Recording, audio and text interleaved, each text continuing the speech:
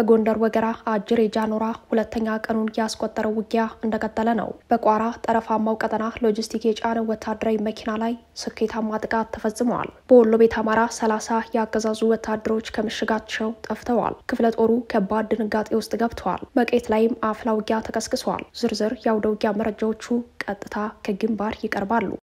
ጠቅላይ ሚኒስትር አብይ አህመድ በማንኛውም ሰዓት በአዲስ አበባ ሊነሳ ይችላል ብለው ከሚሰጉት ህዝባዊ አመጽ በተጨማሪ በስርዓቱ ውስጥ ሊቃጣ የሚችል የውስጥ ጥቃት ያሰጋቸዋል ይለናል የዛሬው ወታደራዊ ምንጫችን። ይህንን ተከትሎ የቤተ መንግስትና ዙሪያ ጥብቅ ፍተሻና ክትትል ስምሪቱ ላይ ለውጦች አሉ። አብራችሁን ስትቆዩ ከአዲስ አበባ ዙሪያ ጥበቃ እስከ ቤተ መንግስቱ ልዩ ጥበቃ ጀምሮ የልዩ ዘመቻዎች እዝ አደረጃጀት፣ የሪፐብሊኩ ልዩ ጥበቃና ካውንተር ሚሊተሪ ዩኒት በተባሉ ኤሊት ፎርሶች ላይ ያሉ አዳዲስ መረጃዎችን በመረጃ ትንታኔያችን ላይ ተሰማችኋላችሁ።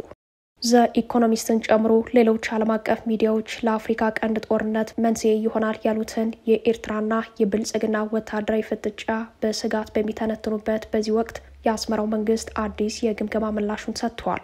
የአስመራ ግምገማና ምላሽ እንዲሁም የሁለቱ ገዢዎች ወታደራዊ ፍጥጫን የተመለከተ መረጃም ተሰናድቷል። በሶማሊያ የአሜሪካና የእንግሊዝ ዜጎችን ጨምሮ የ35,000 ሰዎች የግል መረጃ መሰረቁን ተከትሎ በሞቃዲሾ ከባድ ውጥረት ተፈጥሯል። ፖለቲካዊ ትርጉምም ተሰጥቶታል። የመረጃ ምንተፋው በአፍሪካ ትልቁ የተባለ የሳይበር ጥቃት ተብሏል። ይህን የዲፕሎማቲክ ማህበረሰቡን እያነጋገረ ያለ ጉዳይ በአፍሪካ ቀን መረጃችን ይዘነዋል። ሰላም ጤና ይስጥልን ውድ የጣና ቲቪ ተከታታይ ቤተሰቦቻችን፣ አብራችሁን ስትቆዩ እነዚህንና ሌሎች ዝርዝር መረጃዎችን ታደምጣላችሁ። የጣቢያችን የሰዓቱ ዜና መረጃና ዜና ትንታኔዎቻችን እነሆ ተጀምረዋል። እስከ መጨረሻው አብራችሁ እንድትቆዩ አክብሮታዊ ግብዣችን ነው። በጎንደር ሁለተኛ ቀኑን ያስቆጠረው ውጊያ እንደቀጠለ ነው። ሎጂስቲክ የጫነው መኪና ላይ ጥቃት ተፈጽሟል። በወሎ ቤት አማራ 30 ወታደሮች ከምሽጋቸው ጠፍተዋል። ክፍለ ጦሩ ከባድ ድንጋጤ ውስጥ ገብቷል። መቄት ላይም አፍላ ውጊያ ተቀስቅሷል። በጎንደር ሰሜናዊ አቅጣጫ በሶስት ግንባር ከባድ ውጊያ የተቀሰቀሰው ህዳር 5 ለህዳር 6 አጥቢያ ከሌሊቱ 7 ሰዓት ጀምሮ ነው። ዛሬ ህዳር 7 ቀን 2018 ከአካባቢው በወጣ መረጃ ውጊያው ሁለተኛ ቀኑን አስቆጥሯል። አንደኛው የውጊያ ግንባር መነሻውን ዳባት አድርጎ አጅሬ ጃኑራና እንቃሽን ሙሉ በሙሉ ከፋኖ እጅ ለማውጣት ኢላማ ያደረገ ሲሆን፣ ሁለተኛው ግንባር ደግሞ መነሻውን ደባርቅ አድርጎ ቦዛ ጥራይና ቀጠናዎችን የሚያካልል ነው። ሶስተኛው አውደ ውጊያ በአድር ቀይ ግንባር ዛሬማ ቀጠናን ከፋኖ ኃይሎች ነጻ ለማድረግ ያለመ ቢሆንም በሁለተኛው ቀን የአውደ ውጊያ ውሎ ዋናው የውጊያ ቦታ አጅሬ ጃኑራ ሆኗል። ውጊያው በከባድ መሳሪያ የታጀበ የአገዛዙ ጦር ከፋኖ ኃይሎች በተጨማሪ ከአርሶ አደሩ ጋር የሚያደርገው በመሆኑ ከባድ መሆኑን በአካባቢው የስልክ ኔትወርክ መቆራረጥ እንዳጋጠመ ታውቋል። የአፋብሃ የበላይ ጠባቂ ከሆኑት አባት አርበኞች ውስጥ አንዱና ዋነኛው አባት አርበኛ መሳፍን ተስፎ ነጻ ቀጠና በሆነው አጅሬ ጃኑራ ከዚህ ቀደም በተካሄዱ ውጊያዎች በርካታ የአገዛዙ ጦር እንዳለቀ የሚታወቅ ሲሆን የአሁኑ ዘመቻ ጠንከር ያለ ነው የሚሉት የአካባቢ ምንጮች ስልክ ሙሉ በሙሉ በመዝጋት አርሶ አደሩ ሊጨፈጭፍ እንደሚችል ስጋታቸውን ገልጸዋል። ተከታታይ የከባድ መሳሪያዎች የዘፈቀደ ተኩስ በአርሶ አደሮች መንደር ላይ ሲተኮስ በርቀት ከመታየቱ ውጪ ስልክ የተቋረጠባቸው ቦታዎች ስለሚያመዝኑ ዝርዝር የውጊያ መረጃዎችን ማግኘት እንዳልተቻለ የገለጹት የአካባቢ ምንጮች በውጊያው የመከላከያ እግረኛ ሜካናይዝድና የጸረ ሽምቅ ስልጠና የወሰዱ ልዩ ኮማንዶ ተሳታፊ እንደሆነ ማስተዋላቸውን ለጣቢያችን ዘጋቢ ገልጸዋል። በሌላኛው የግንባር መረጃ በወሎ ቤት አማራ አምባሰል ዙሪያ 30 ወታደሮች ከምሽጋቸው መጥፋታቸው ተሰምተዋል። ይህም የሰራዊት መክዳት ባጋጠመው ክፍለ ጦር ላይ ድንጋጤ ፈጥሯል። በአምባሰል ተራሮች በስተ ሰሜንና ሰሜን ምስራቅ ውርጊሳና ውጫሌ ቀጠና የ35ኛ ዋሊያ ክፍለ ጦር 30 ወታደሮች ከምሽጋቸው መጥፋታቸውን ተከትሎ ክፍለ ጦሩ ከውጊያ ቀጠናዎች በመውጣት ለግምገማ መቀመጡ ተሰምተዋል። ከሁለት ሻለቃ ተውጣተው ከምሽጋቸው በሌሊት የጠፉት እነዚህ ወታደሮች ከቀይ አፈርና አምባጎራ ቁንጥሮ ተብለው በሚጠሩ ምሽጎች እንደነበሩ በወታደራዊ መረጃው ላይ ተመላክቷል። ወታደሮቹ ከምሽግ የጠፉት 2 ብሬንና 24 የነፍስ ወከፍ መሳሪያ ይዘው መሆኑም ተሰምተዋል። የወታደሮቹ ኩብለላን ተከትሎ በወታደራዊ ካምፑና ክፍለ ጦሩ ከፍተኛ ድንጋጤና ትርምስ መፈጠሩንና ለግምገማ መቀመጡን የመረጃ ምንጩ ጠቁመዋል። ከዚህ ጋር በተያያዘ በአምባሰል ተራሮች የአምባሰል የተንታና የደላንታ ወረዳዎች የሚገናኙበት የበሸሎ ተፋሰስ በአመዛኙ በፋኖ ኃይሎች ነጻ ቀጠና መሆኑ ታውቋል። አድማጭ ተመልካቾቻችን በዚሁ በወሎ ቤት አማራ መቄትና በጎንደር ቋራ የዋለውን አውደ ውጊያ የግንባር ዘጋቢያችን ቀጥታ ከግንባር እንደሚከተለው ያቀርብልናል። ሰላም ጤና ይስጥልን ውድ አድማጭ ተመልካቾቻችን እንደምን ዋላችሁ። ወደ ዕለቱ የግንባር ዘገባችን እናመራለን። በሁሉም የአማራ ግዛቶች የሚገኙ የፋኖ ኃይሎች ዛሬም በደፈጣና መደበኛ ውጊያዎች በአገዛዙ ላይ ከፍተኛ ጉዳት ሲያደርሱ የአገዛዙ ጥምር ጦርም እየፈረሰ ፋኖ መቀላቀሉን ቀጥሏል። በወሎ ቤት አማራ በየቀኑ አገዛዙ ላይ ከባድ ምት እያሳረፉ የሚገኙት የደጋው መብረቅ ኮር ዛሬም ሌላ ጀብዱ ፈጽመዋል። የአፋባሃ ምኒልክ ዕዝ የደጋው መብረቅ ኮር የአንሻ ሰይድ ክፍለ ጦር በመቄት ወረዳ ዛሬ ንጋት ላይ በያዙት ደፈጣ ካሶኒ መኪና ሲወድም በርካታ የአገዛዙ ጦርም ተደምስሷል። ከመቄት ወደ አግራት በካሶኒ መኪና ተጭኖ ሲንቀሳቀስ የነበረ አንድ ካሶኒ ሙሉ የአገዛዙ ሰራዊት ላይ በደፈጣ ውጊያ ጥቃት ሲያደርሱበት 10 ያህሉ የአገዛዙ ሰራዊት ወዲያውኑ ሲደመሰሱ ከ15 በላይ ቁስለኛውን ደግሞ ወደ ጋሽናና መቄት ሆስፒታሎች መግባታቸውን ከክፍለ ጦሩ ያገኘነው መረጃ ያመላክታል። በዚሁ ቀጠና ሰፊ ግዛት የያዙት የደጋው መብረቅ ኮሮችን ለማስለቀቅ አገዛዙ በየቀኑ ሙከራ ቢያደርግም ከፍተኛ በትር እየቀመሰ ሰራዊቱን እያስደመሰሰ ወደ ከተማ መሽጉ መመላለሱን ተይዙታል። በአካባቢው ፋኖ ሰፊ ቀጠና ከመያዙን ባሻገር ህዝብን በማወያየት የመረጃ መረብን በማጠናከር አገዛዙ ተደጋጋሚ ሽንፈትን እያስተናገደ እንዲመለስ ሆኗል። በዚሁ ቀጠና በአምባሰል ተራሮች እና በበሽሎ ሸለቆ የአገዛዙ ጦር ከተንታ ኩታበርና ወገልጤና ከተሞች እንቅስቃሴ ቢያደርግም በተደጋጋሚ ኪሳራ የደረሰበት በመሰንበቱ ገና በድሽቃ ተኩስ ልውውጥ ብቻ ወደ መጣበት መመለሱም ታውቋል። የአማራ ፋኖ ከአራማራ ክፍለ ጦር ዛሬ ጠዋት ላይ የደፈጣ ጥቃት መፈጸማቸውን አስታወቁ።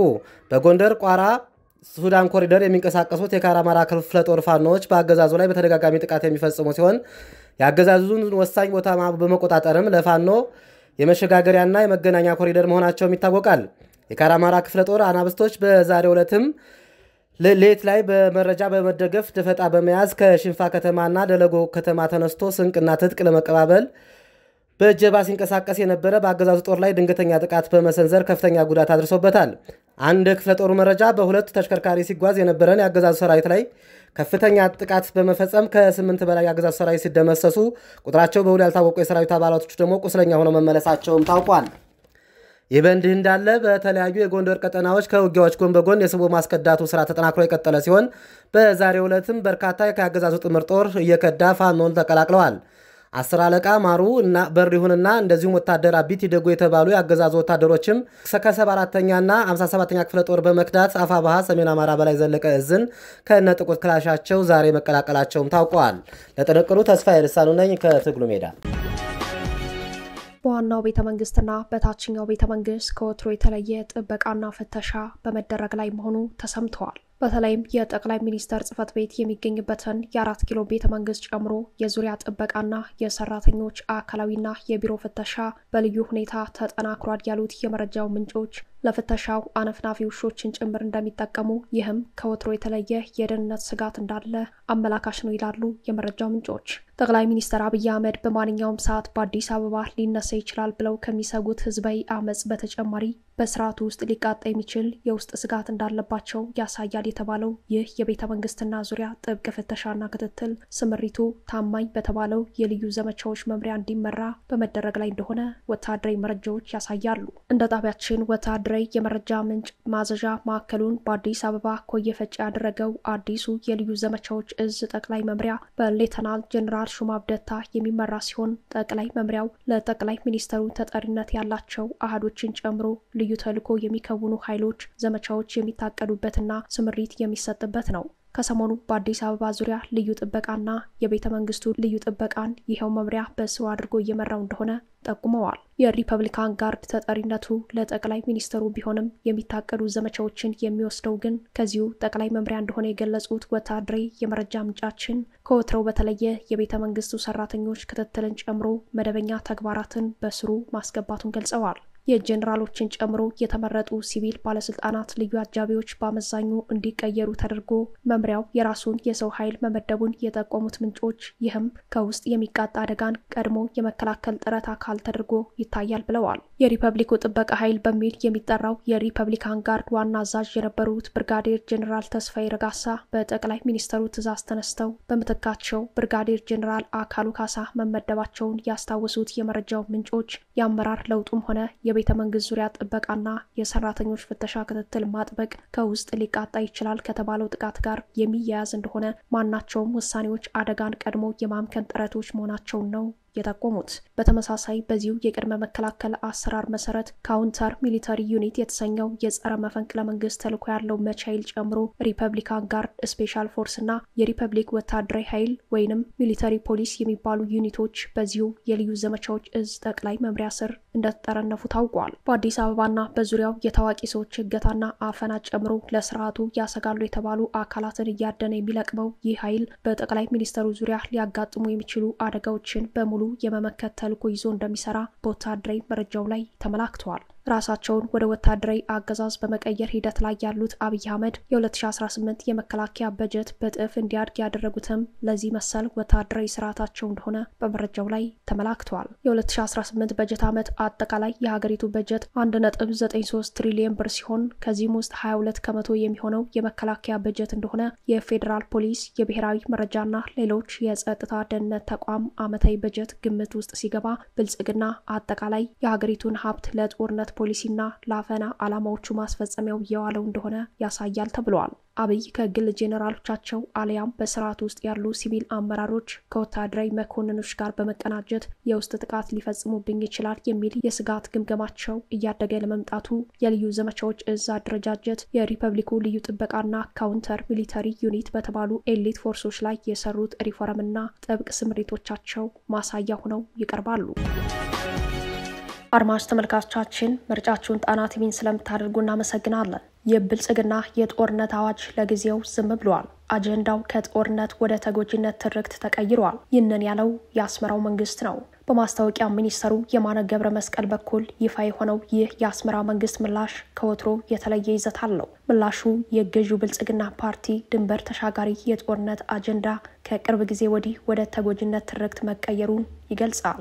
ዘ ኢኮኖሚስትን ጨምሮ ሌሎች ዓለም አቀፍ ሚዲያዎች ለአፍሪካ ቀንድ ጦርነት መንስኤ ይሆናል ያሉትን የኤርትራና የብልጽግና ወታደራዊ ፍጥጫ በስጋት በሚተነትኑበት በዚህ ወቅት የአስመራው መንግስት ምን አይነት ግምገማ እንዳደረገ ባይታወቅም ብልጽግና አስፈላጊ ከሆነ የባህር በር በኃይልም ቢሆን እናገኛለን ከሚለው የጦርነት ጉሰማ ትርክቱ ለጊዜው ዝም ብሏል ሲል በማስታወቂያ ሚኒስተሩ በኩል ገልጿል። ይህም ብልጽግና ፓርቲ ባለፉት 2 ዓመታት በኤርትራ ላይ በግዴለሽነት ያወጀውን ጦርነት ራስን የመከላከል እርምጃ አድርጎ ለማቅረብ ያሰበው ሴራ ነው በማለት ማስታወቂያ ሚኒስተሩ የማነ ገብረ መስቀል ተችተዋል። የአስመራው አፍ የማነ በምላሻቸው ላይ እንደገና መለስ ብለው ብልጽግና በኢትዮ ኤርትራ ጦርነት ወቅት እንደነበረው በባህር በር ስም የተስፋፊነት የጦርነት አጀንዳ እያራመደ ነው በማለት የቀደመ ስጋታቸውን ይቀጥላሉ። የአስመራው አፍ የማነ እንዲህ አይነት ምላሽ የሰጡት ለውጭ ጉዳይ ሚኒስተር ጌዲዮን ጢሞቴዎስ ንግግር ሲሆን ጌዲዮን ዓርብ ዕለት በአንድ የፖሊሲ መድረክ ላይ ኢትዮጵያን በዘላቂነት የሚያውከው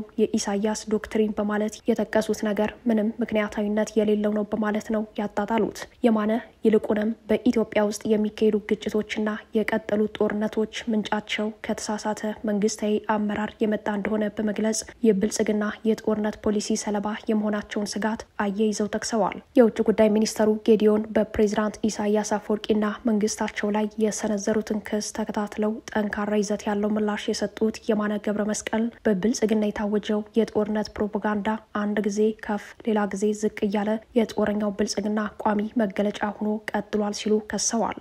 ብልጽግና ያለ ጦርነት እንደማይኖር የገለጹት ማስታወቂያ ሚኒስተሩ ከባህር በር ጋር በተያያዘ አጀንዳ ያወጀውን ጦርነት ከማስተጋባት የተቆጠበ ቢመስልም በግዛት ይገባኛል ጥያቄ ስም የመዘዘው አዲስ አጀንዳ ግን አሁንም በኤርትራ ላይ ጦርነት ለመክፈት ያለውን ዝግጅት ያሳየናል በማለት ስጋታቸውን ገልጸዋል። በሌላ በኩል ከኢኮኖሚ ጋር በተያያዘ ምላሻቸው የውጭ ጉዳይ ሚኒስተሩን ጨምሮ ሌሎች የብልጽግና ባለስልጣናት የኤርትራ መንግስት ሀገሪቱን በኢኮኖሚ አድቅቆ ወደፊት እንዳትራመድ አድርጓታል የሚለውን ክስ ሞግተዋል። በአሁኑ ሰዓት ብልጽግና እመራት አለው ከሚላት ኢትዮጵያ የማይሻል ሀገር እንደሌለ የጠቆሙት የማነ ሀገራቸው ኤርትራም ከኢትዮጵያ የተሻለች ሀገር መሆኗን በመጥቀስ ተከራክረዋል። የማነ ሀገራቸው ኤርትራ ከዛሬቱ የብልጽግና ኢትዮጵያ የተሻለች ናት ያሉት በሁለት ምክንያት ነው። አንደኛ በብልጽግና የጦርነት ፖሊሲ ምክንያት ኢትዮጵያ ላይ የቀጠለው ጥፋት እንጂ ልማት ስላልሆነ ነው። ሁለተኛው ከሰላም ጋር የተያያዘ ነው። ኤርትራ ከኢትዮጵያ የተሻለች ሰላማዊ በመሆኗ ተፈናቃይ የላትም ብለዋል። የአስመራው አፍ የማነ ገብረ መስቀል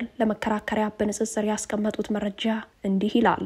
በአሁኑ ወቅት 21.4 ሚሊዮን ኢትዮጵያውያን አስቸኳይ ሰብአዊ እርዳታ ያስፈልጋቸዋል። 68.7 በመቶ ደግሞ ዘርፈ ብዙ ድህነት ውስጥ ይገኛሉ። ኢትዮጵያ ከጊዜ ወደ ጊዜ እየተባባሰ በቀጠለ ከባድ ጦርነት ውስጥ ትገኛለች ሲሉ ተችተዋል። የማነ ለሰጡት ምላሽና ትችት የዜና እስከተጠናቀረበት እኩለ ቀን ድረስ በብልጽግናው መንግስት በኩል የተሰጠ ምላሽ የለም።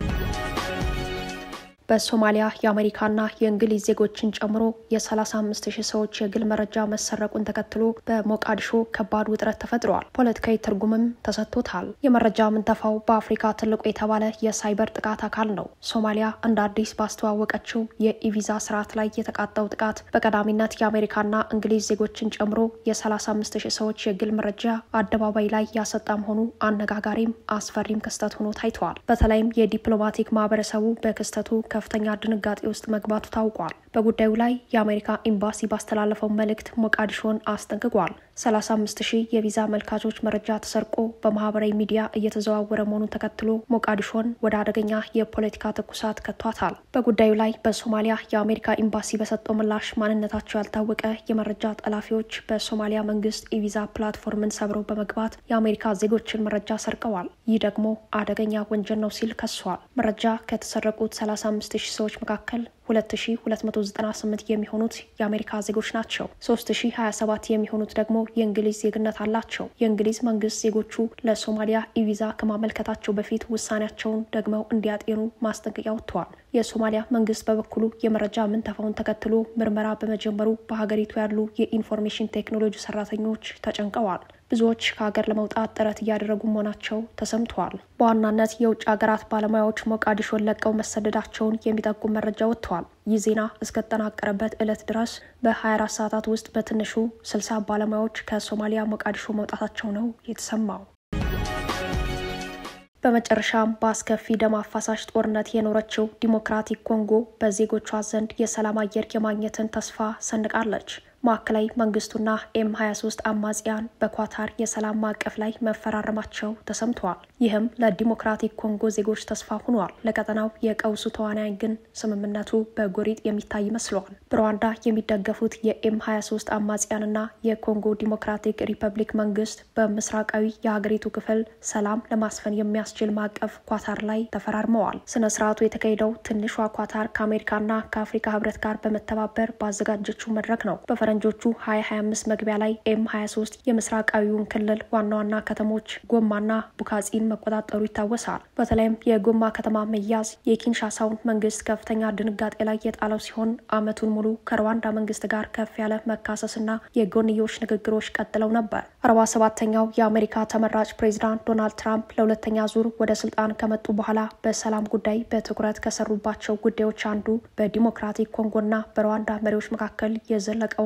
አንደኛው በሌላኛው ላይ ታጣቂ የማደራጀትን ጉዳይ የተንተራሰውን ቅራኔ የማለዘብ ሲሆን የዚህ ጥረት አካል የሆነው የሰላም ስምምነት አማጺ ኃይሉን ከማዕከላዊ መንግስቱ ጋር በሰላም ማዕቀፍ ላይ እንዲፈራረሙ የማድረጉ ጥረት በፊርማ ታጅቧል። በዚህ የሰላም ማዕቀፍ ስምምነት ላይ አሜሪካን ወክለው የተገኙት የአሜሪካ የአፍሪካ አምባሳደር ማሳር ቦሎስ ሰነዱ 8 መርሆችን ያካተተ መሆኑን ገልጸው አብዛኞቹ አሁንም ስራ እንደሚያስፈልጋቸው ተናግረዋል። የእስረኞች ልውውጥና የተኩስ አቁም ክትትል ከመጀመሪያው ከተጠበቀው በላይ የዘገየ እንደነበረም አምነዋል። የዲሞክራቲክ ኮንጎ ማዕከላዊ መንግስት በበኩሉ የሩዋንዳ ወታደሮች ከሀገሩ ግዛት ለቀው እንዲወጡ ጠይቋል። የሩዋንዳ መንግስት በበኩሉ ይህ በኮንጎ የሚገኘው የዲሞክራቲክ ፎርስ ፎር ዘ ሊበሬሽን ኦፍ ሩዋንዳ FDLR አማጺ ሚሊሻ ሲፈርስ ሊሆን እንደሚችል አቋሙን አስታውቋል። የሚሊሻ ቡድኑ ዲሞክራቲክ ኮንጎ መንግስት እንደሚደገፍ ይፋዊ መረጃዎች ያሳያሉ። ቡድኑ በአብዛኛው የተዋቀረው ከ1994ቱ የሩዋንዳ የዘር ማጥፋት ዘመቻ ጋር የተያዙት የሁቱ ጎሳ አባላት ሲሆን የፖል ካጋሜ መንግስት በዲሞክራቲክ ኮንጎ ውስጥ በዘር ማጥፋት ወንጀሉ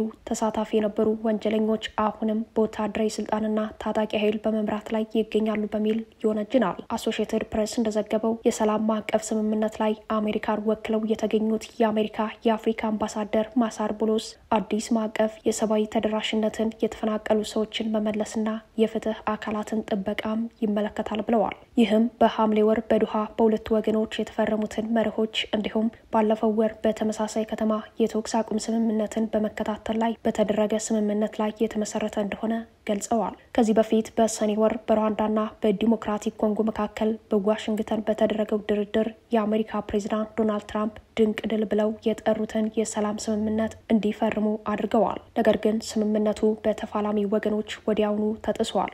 M23 በዚህ ግጭት ውስጥ ካሉ ትላልቅ ተሳታፊዎች አንዱ ቢሆንም በአሜሪካ የተደረገው የተኩስ አቁም ስምምነት ውስጥ በቀጥታ አልተሳተፈም። ቡድኑ የግጭቱ ዋና መንስኤዎች ይፈታሉ በሚል በኳታር አሸማጋይነት የተደረጉትን ንግግሮች ይደግፋል። በጥር ወር የM23 አማጽያን በምስራቁ የሀገሪቱ ክፍል ትልልቆቹን ከተሞች ጎማን፣ የቡካቡ ከተማንና 2 አየር ማረፊያዎችን ጨምሮ የምስራቅ ዲሞክራቲክ ኮንጎ ትላልቅ ክፍሎች መቆጣጠራቸውን ተከትሎ ግጭቱ ተባብሷል። ከጥር ወር ጀምሮ በሺዎች የሚቆጠሩ ሰዎች ሲገደሉ በመቶ ሺዎች የሚቆጠሩ ሰላማዊ ዜጎች ከቤታቸው ተፈናቅለዋል። የማዕከላዊ መንግስቱ የምስራቃዊ የሀገሪቱን ክፍሎች በM23 ከተነጠቀ በኋላ ለእርዳታ ፊቱን ወደ አሜሪካ ዙሯል። ከአሜሪካ በሚያገኘው የደህንነት ዋስትናዎች ምትክ ወሳኝ ማዕድናትን የመጠቀም መብት ለዋሽንግተን እንደሰጠ ተዘግቧል። ምስራቃዊ ዲሞክራቲክ ኮንጎ ለዓለም አቀፍ የኤሌክትሮኒክስ ኢንዱስትሪዎች አስፈላጊ በሆኑ ኮልታንና ሌሎች ሀብቶች የበለጸገች መሆኗ ይታወቃል። የሩዋንዳው መሪ ፖል ካጋሜ M23ን እንደሚደግፉ ከፍተኛ የተባሉ ተጨባጭ ማስረጃዎች ቢቀርቡባቸውም ዛሬም ያስተባብላሉ። የሩዋንዳ ወታደሮች በዲሞክራቲክ ኮንጎ የተሰማሩት ሀገሪቱ እንደ FDLR አማጺ ሚሊሻ ካሉ የታጠቁ ቡድኖች ከሚሰነዘሩ ጥቃቶች ለመከላከል መሆኑን ፖል ካጋሜ አጥብቀው መሞገት ላይ ናቸው። ክቡራትና ክቡራን ቤተሰቦቻችን ለሰዓቱ የተሰናዱት መረጃዎቻችን የተከታተሏቸውን ይመስሉ ነበር። አብራችሁን ስለቆያችሁ ልባዊ ምስጋናችን ይድረሳችሁ እያልን የጣና ቲቪ ወቅታዊ ዜናዎች፣ ትንታኔዎችና ልዩ ልዩ ፕሮግራሞች እንዲደርሷችሁ ቻናላችን ሰብስክራይብ በማድረግ ቤተሰብ ይሁኑ። በተሳትፎ የትግል ሚዲያው እንዲያጠናክሩ ጥሪያችንን እናቀርባለን። ጣና ሳተላይት ቲቪ ከሀቅ ጋር